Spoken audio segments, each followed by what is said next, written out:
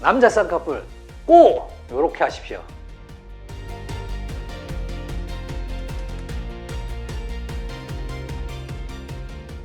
안녕하십니까. 아름다운 세상 원장 주창기입니다. 오늘은 남자 쌍꺼풀의 핵심에 대해서 설명드리도록 하겠습니다. 여러분, 남자 쌍꺼풀 이렇게만 하세요. 첫째, 남자 쌍꺼풀의 사이즈입니다. 사이즈는 6에서 7mm 사이, 더 이상 크게 하지 마십시오. 두 번째, 라인은 인라인과 인아웃 라인 중간을 선택하셔야 됩니다. 인라인도 안 되고 인아웃 라인도 절대 안 됩니다. 중간을 꼭 선택하셔서 그러면 예쁜 라인 나옵니다. 세 번째, 그리고 내 눈 상태를 정확하게 진단해야 됩니다. 그 첫 번째로 눈썹과 눈 사이의 거리입니다. 그리고 두 번째, 눈두덩이에 지방 유무, 지방이 많으냐 적느냐 이 부분입니다. 그리고 세 번째, 안검하수가 있느냐 없느냐 이것입니다. 그리고 네 번째, 몽고주름 유무입니다. 몽고주름이 있으면 몽고주름을 반드시 제거하기를 추천드립니다. 네 번째, 절개는 하지 마시라는 겁니다. 절개로 하면은 아무리 쌍꺼풀이 잘 나와도 눈을 감았을 때 티가 나고 흉이 보이게 되면은 아무래도 수술 효과를 반감시킬 수밖에 없습니다. 그러니까는 절개는 하지 마시기 바랍니다. 몇 분의 전후 사진들을 보면서 설명을 드리도록 하겠습니다.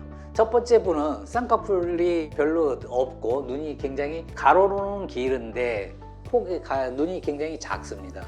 이런 경우에 쌍꺼풀을 살짝 드러내면서 너무 크지 않게 쌍꺼풀을 해주면 굉장히 매력적인 눈으로, 그리고 눈이 딱 누가 봐도 예쁘다, 누가 봐도 선하다, 누가 봐도 네 눈에 매력이 있다 라고 보여질 그런 눈으로 보이실 겁니다. 여러분들이 이렇게 수술을 하는 것이 제가 추천드리는 것입니다. 두 번째 사진을 보시겠습니다.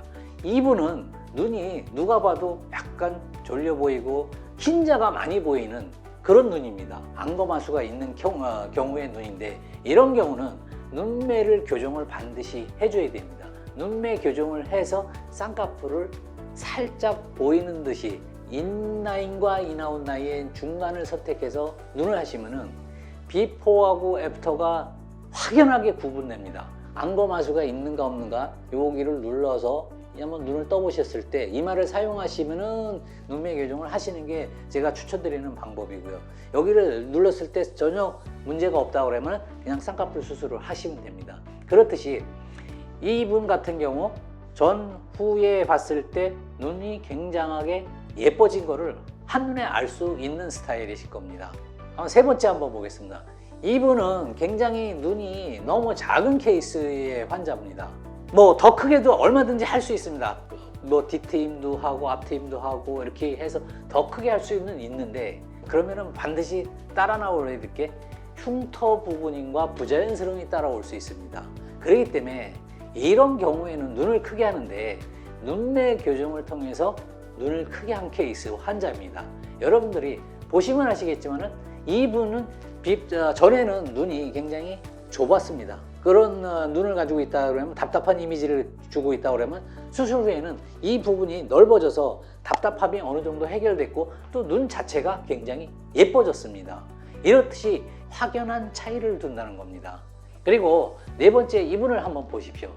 이분은 안검하수가 굉장히 좀 심하셔갖고 또 눈이 뒤쪽으로 이렇게 삼각형 모양의 눈을 가지고 계신 분입니다. 이런 경우는 굉장히 이마를 많이 쓴다는 얘기가 되는 겁니다. 그래서 이 눈썹과 이 눈 사이의 간격이 굉장히 벌어지게 됩니다.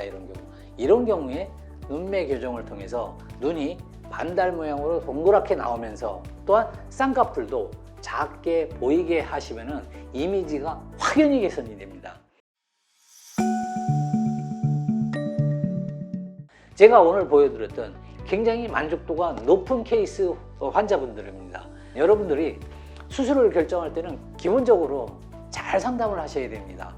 뭐 수술 방법도 중요하고 어떤 모습이 될까도 중요하고 어떻게 내가 이미지를 개선시켜야 될까, 이런 부분을 잘 상담하셔야지 그냥 없는 눈에다가 쌍꺼풀을 만든다는 게 중요한 것이 아니라는 뜻입니다.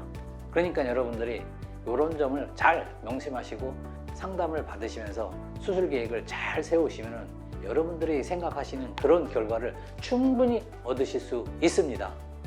자, 오늘은 남자분들의 쌍꺼풀 수술할 때 핵심, 어떤 것이 핵심인가에 대해서 말씀을 드렸습니다. 아름다운 세상 원장 주창기였습니다. 감사합니다.